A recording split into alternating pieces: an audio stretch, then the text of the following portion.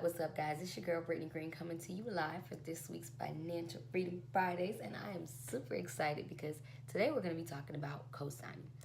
So, I had a client that asked me, well, I'd like to help someone. I got my credit score up to where a good rate, and I have someone who asked me to co-sign. They need a vehicle. Okay, and I advised otherwise. Of course, you have the full discretion to do as you please, but I'm going to present you with the facts and you do what you want with them, right? So, why co-signing is a no-no. If that person isn't in a position of being able to have the credit score that they need to obtain a vehicle or such and such, you should, instead of co-signing, if you're where you need to be, you have a credit card that's amazing, you've had long history, good on-time payments, it's got your credit score going up on a Tuesday, right? What you can do is help them in a different way, right? Help them, work on their credit, get the credit that is aspired to be able to obtain the things that they want. Why? Because at the end of the day, if something happens to that loan and they fall short on making those payments and life happens, we can't predict when we're going to lose a job. We can't predict when, there's going to be budget cuts at our job to where we're not getting paid as much or something happens. We can't predict those things.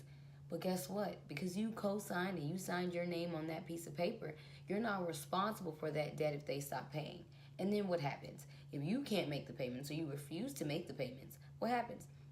Well, now it jacks up your credit profile, and all the hard work that you put in and to get your credit where it is now going down the drain because now you're responsible for something that of theirs. So co-signing ends up bringing it to be this huge family feud, and it's been fallouts and different debts and people not being able to make certain moves that they want because now this person has betrayed them and this has been the most responsible person in the world, but of course life happened and there's nothing that they can do about it.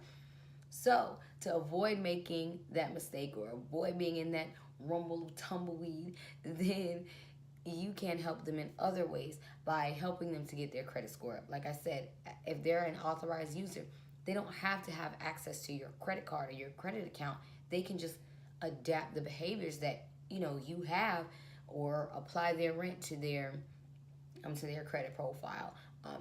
It's so many things that they can do and that you can do to help them and walk with them in that journey, especially if you have the credit score and you have the profile that's needed. You can walk with them in that same direction and help them that way rather than basically signing your life away, because now until that debt is paid off, and whenever that debt is paid off, especially a vehicle, $20,000-$30,000, you're looking at the next 3 to 4 years of payments.